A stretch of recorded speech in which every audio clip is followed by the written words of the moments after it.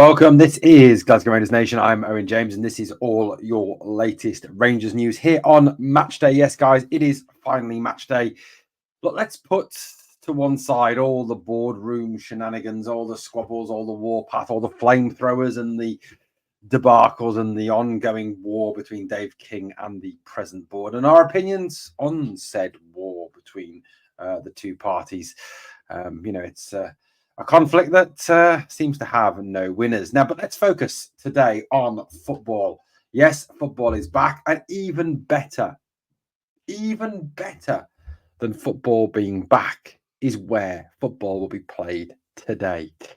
Where this game to this evening will kick off is even more poetic, more perfect. We're home, finally home. There's that famous what's the word I'm looking for here? Sort of meme kind of tune on TikTok goes, "Where you going, guys? I'm going home." Where's home? Yes, we're going back to Ibrox, guys. We're back at Ibrox tonight, back at our real home. No more ham dump. It is back home, the real home of Rangers FC, back in our own stadium. And I'm sure the fans will be absolutely overjoyed to walk through those turnstiles, overjoyed to head into those stands, overjoyed to take up their seats again, back in the only real place that's home for this football club, the only place that ever will be home for this football club. Yes, that's right. That's our home. That's all it ever will be. And we're back there this evening.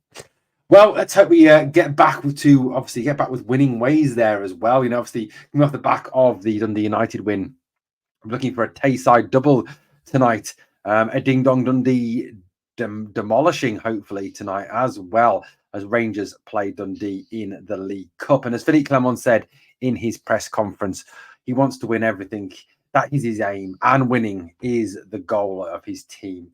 And that we're not prioritising any one competition, and he wants to compete in all of them. And that's the right attitude for a Rangers manager. That's the positive attitude for a Rangers manager. At the end of the day, as a club, as a football club, we are expected to compete in everything we enter. We are expected to win pretty much everything that we enter, barring perhaps the Champions League. But all the same, today will be a game that will test, a game that will be interesting, a game that's Dundee will obviously try and make things as difficult as possible for, and we'll look for inspiration from that 0-0 draw at Dens Park in that controversial on-off game where global warming affected only one side of the street on Tayside. So let's face it, as the Dundee person, whoever that was, brought out his inner Greta Thunberg and stated that it was all down to global warming, and the pitch was waterlogged. We all kind of chortled and laughed, yet they had the last laugh, didn't they? A 0-0 draw in that game and a pathetic performance that lets us down. Hopefully those performances are behind this club and we can continue to build on last week's victory. That wasn't inspiring, wasn't amazing, was a step in the right direction, and for times looked good, but other times didn't look fantastic. There were positives from last week's game. Of course there were. The work of Jefte at left back. The work of Oscar Cortez for 45 minutes was outstanding. The introduction of new signing Bayrami was also very good, and the play of Hamza Igman was absolutely fantastic too. So all very much positives to take into this game and to build on. I think there's a lot of debate as well. Clement spoke today about the fact that it's the same as last week, barring, of course, the Cherney thing. Cherney, obviously, he was sick last week, seems to be recovered and seems to be available for selection. And I would strongly suspect we'll get a run out. But Ridvan is still out. Danilo is still out. Of course, they are training on their own individual training, only not team training. And Matondo isn't back even doing that yet. He is still on the treatment table, according to the manager. So, look, we are where we are. We're ready for this game. This evening, we're ready to go head-to-head with Dundee and hopefully progress to the semi-finals of the League Cup to defend our title. Now, let's have a little look back over our history with this club we play tonight. Let's just look at the last few games rather than going back across the entire history. Well, actually, before we do that, let's have a little look at this statistic. This is a sort of a breakdown on transfer market of the games that Rangers have played against Dundee. And as you can see, Dundee wins are few and far between. And we'll talk about the last win at Ibrox, the last win for Dundee at Ibrox. And it was an interesting one nonetheless. But Out of the last few games, 37 wins for Rangers, 4 wins for Dundee. That's 4 only out of 48 games, 7 draws. And if you look at the goals scored, Rangers have scored 117 goals, Dundee only 28, so less than a goal a game for Dundee in those games, nearly approaching less than a goal every other game too. So Rangers have been utterly dominant in this fixture. And if you go back across time, these are the last few games between the two clubs, and these are obviously at Dens Park and at Ibrox. Scottish top six split that game at Ibrox with that Todd Cantwell goal. Was it a cross? Was it a shot? What was it? As he stood in front of the stand, as he stood there in front of the fans, giving it the old Jesus pose. 5-2 win there for Rangers. Some revenge, I suppose, for that 0-0 draw. But at that point, the league was already really done and dusted. 0-0 draw, obviously, at Dens Park in that off-and-on game that, Greta Thunberg will say is not down to just, Rangers' poor play, is also down to global warming. A 3-1 victory for Rangers in the game at Ibrox. At the start of the season, a 5-0 away win at Dens Park for Rangers. That was that game with Sam Lammers and Cyril Dessers both scoring. Yes, that's right, hell froze over, pigs flew, and the world seemed to stop turning that night. I remember where I was when those goals were in as well. I was driving a delivery van at the time, listening to the game on the radio. A 1-0 win in the Viaplay Cup quarter-final. Interesting. That was the last time we met. It was a quarter-final of the Cup, a 1-0 win. I think we want to see something slightly more impressive today rather than just a 1-0. A 2-1 in the Premiership away at Dens Park, 3-0 in the Scottish Cup quarter-final. So both the last couple of quarter-finals against them have resulted in Rangers victories, even at Dens Park. 3-0 win over them in 21-22, a 1-0 away win in 21-22. Then going back to 18-19, 2018-2019, no, not 1918-1919, a 4-0 win for Rangers and a 1-1 draw. That's the last time Dundee didn't lose to Rangers. That was some time ago, wasn't it?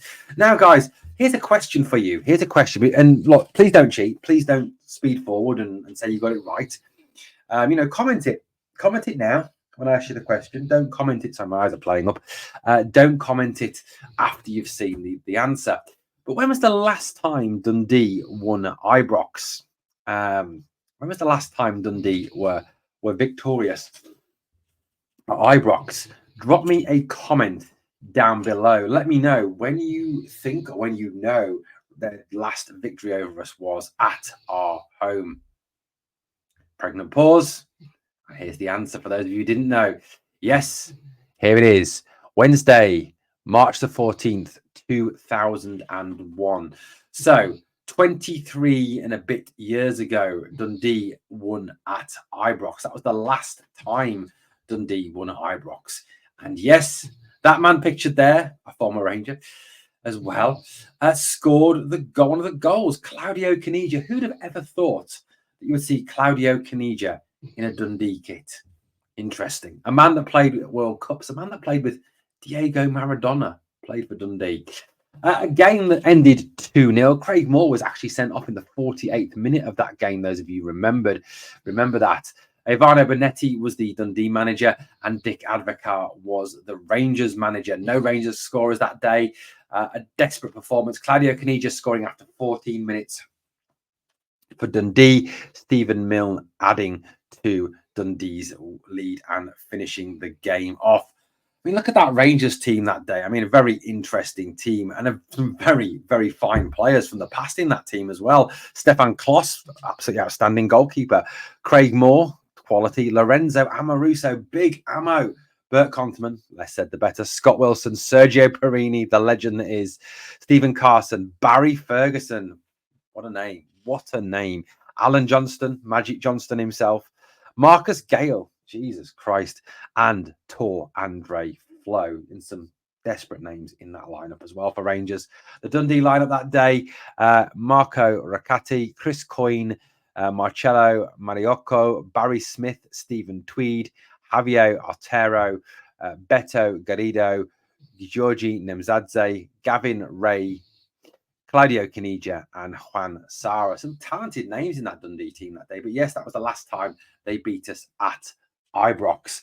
Now, in terms of this season, in terms of where Dundee currently are at this moment in time going into this game today, a 6-1 win against Airdrieonians in the cup competition last time out. We saw them progress to this game against Rangers. The Airdrie were even reduced to 10 men. That was Dundee's last victory in their last 4. A 2-2 Easter Road in the league against Hibernian, a 2-2 against St Mirren at Dens Park in the league, and last time out away from home, a 2-0 defeat to Ross County, a team that we beat 6-0, guys. Yes, that's right. Dundee lost in Dingwall to Ross County. Now, before you all get carried away, and before we all suddenly say, well, if that's the case, we will be hammering Dundee tomorrow, 8, 9, maybe 10. Maybe we'll have to get our shoes and socks off to start counting the scoreline. You know what? It'll be a very different game. Dundee won't want to come out and play like they probably did against Ross County. I'm presuming. I didn't watch the game. Why? Because I don't really watch other teams other than Rangers. The team that day was Tiffany, Murray, and Palmer Holden. Cameron, promising player. Silla, Mulligan, Lakechi, Kumito, Patales, Ingram, and McCracken in goal. That's right. That goalkeeper that conceded 5 goals against us, the goalkeeper that actually could have kept the score down. It could have easily been 9-10 that day had it not been for Mr. McCracken. No doubt his brother Phil was in the audience watching the game or in the crowd. Mr. Phil McCracken was there as well. But a 2-0 defeat. So Dundee's performances coming into the last, from the last 4 games, 1 win, 2 draws, and a defeat. So not overly promising for Tony Doherty's team. But look, I think that 4-3-3 will become more of a 4-5-1 today. Even at Ibrox, I think it'll be more a case of a low block, a mid block, a low block, and any type of block, a park the bus and try to stop Rangers from playing kind of block. They're trying to sort of, get back to that performance, back at that video probably of that 0-0 at Dens Park when Greta Thunberg obviously had a curse on us as we headed into that game. And obviously we end up with that 0-0 draw. Very disappointing result indeed. Now, it's a League Cup tie. So, look, are we going to see some changes? I'm hoping so. I'm hoping that we'll see some players, see some changes, some different players rested. I think that this is a case of, Rangers will have enough, no matter who we name, to actually put Dundee away. And I think there is a case to rest some players for this game. Now, this is the lineup that I would go with if I was Rangers manager. And yet again, you're probably going to look and go, James, you are a dope. Don't agree with that lineup in the slightest. Thank God you're not naming that team tonight, this evening, whatever you want to say. Thank God it's Phil Clement. Another thing you might say, you know what? James, I hope you wish you were actually naming the team. It's a better team than Clement will select. Let's have a little look at my team anyway. This is my team. I want to give Liam Kelly in goal. Let's rest Jack Butland. Let's give him a game off. It's not going to hurt him. It's not going to, damage his confidence. It's not going to damage his form. Let's give him a game off. I don't think, Clement will for 1 minute. He doesn't seem to like to rotate his goalkeeper as others have done in the past. He did it once last season. Bobby McCrory away, I think was that Dumbarton or somewhere like Brecon or wherever it was, that cup tie. I can't remember now where that was, that god awful rainy night. Dujon Sterling at right back. Let's just give James Tavernier. Look, I'm not going to slag him off. I'm not going to criticise his form. I'm not going to say anything about him other than the fact that he cannot. This is a thing I think that even you TAV fanboys, you TAV lovers can agree with. He cannot play every minute of every game. 1, because he's getting older now. 2, because his form's not great. 3, because his legs are slowing down. And 4, because the manager actually said it at the start of the season. So let's put Dujon Sterling in there. Let's actually see what he's like as a right back. Like I said, this team is a team good enough to beat Dundee. Dundee are no great shakes. Leon Balogun, I'd put back in place of John Suter, give Suter a rest, bring Leon Balogun in. Leon, for me, is the best defender at the club. I would also go Robin Proper as well in central defence. He's got to play. He's got to get more minutes. He's got to get more experience. He's got to get more acclimatised to Scottish football. Hefte starts at left back. I'm going to put Barron and Raskin as the 2. I'm going to give Dio a rest. Dio hasn't been overly impressive last couple of games against Celtic and Dundee United. Let's see what Nicholas Raskin can do as an 8 Let Barron continue in the 6 role and let Raskin be a bit of an 8 there. Let him get forward. Let him go box to box. Let him use those legs and that stamina that he quite clearly has and that passing ability. Let's see if he can step in and step it up and get him some match fitness as well. At the end of the day, we're bringing these players back, and I think even if we end up giving them 45, 50 minutes to an hour, let's get some match fitness into their legs ready for this league campaign. Czerny comes straight back in for me on the right-hand side. Let's put Bayrami in the 10 role, please. I know Tom Lawrence spoke to the media today. I know Tom Lawrence scored in the game, but he still wasn't great for me. And Tom Lawrence is not a 10 for me. Definitely not a quality 10. So let's get Bayrami in there. Let's get him linking. Let's get him combining with the midfield too of Barron and Raskin. Let's see what he's like combining with our wingers. And let's see how he plays the 10 role as Clement wants the 10 role played. Oscar Cortez, let's get him some more minutes, another 45, 50 minutes, an hour maybe. Get those minutes into his legs, get him playing and get him going. And look, I'm not going to slag Dessers off. I'm not going to slag him off. I'm not going to sit here and make comparisons to a donkey or comparisons to inconsistency or comparisons to Sibo or whoever. I'm going to just say that let's rest him. Let's give him a rest. You can't play every minute of every game. Hamza looked great when he came on. Let's give Hamza some more match minutes. Let's give Hamza some confidence. Let's hope we can see a little bit more of that technical quality that this player quite clearly has. And as I said to you, look, I'm not sitting here wetting my pants, creaming my pants, whatever you want to say, based on 15 minutes, 20 minutes here, 5, 10, 15 minutes there. I'm basing it on what I see as a coach. What I see as someone who, has coached at a number of levels and has scouted as well. What you see in terms of him, his touch, his technique, his running ability with the ball at feet, his ability to take players on. As someone who coaches, as someone who has a coaching knowledge, that's the sort of thing you look for. In a player, have they got those talents? He's got stamina, he's got strength. That's obviously a big positive. He's got the ability to hold the ball up, which is what you want for forward. He did that exceptionally well last week. He's got the ability to bring others into play, the pass to Lawrence where Lawrence should have really scored. He's got the ability and the technique to run at people and take them on. Yes. Has he got the ability to hold his own in a challenge, in a duel? Yes, he has. So he's got all those key skills that you need. So I'm going to go with Hamza up front. Give him a run out. What do you learn from playing Dessers up there against Dundee? Absolutely jack all. So give him a run out, guys. Let's see Hamza from the start. Even if you only get an hour from him, let's see an hour of Hamza. Let's see how it goes. Although you lovers of Dessers, like Shona from Four Lads, you'll get your Dessers fixed for half an hour, 20 minutes. And besides, Dessers has always been better as a sub. His goals at Feyenoord came when he came off the bench. Guys, let me know what you think of that lineup. But look, this is a game again, another must win, another game that we cannot even contemplate a defeat. It's got to be a win.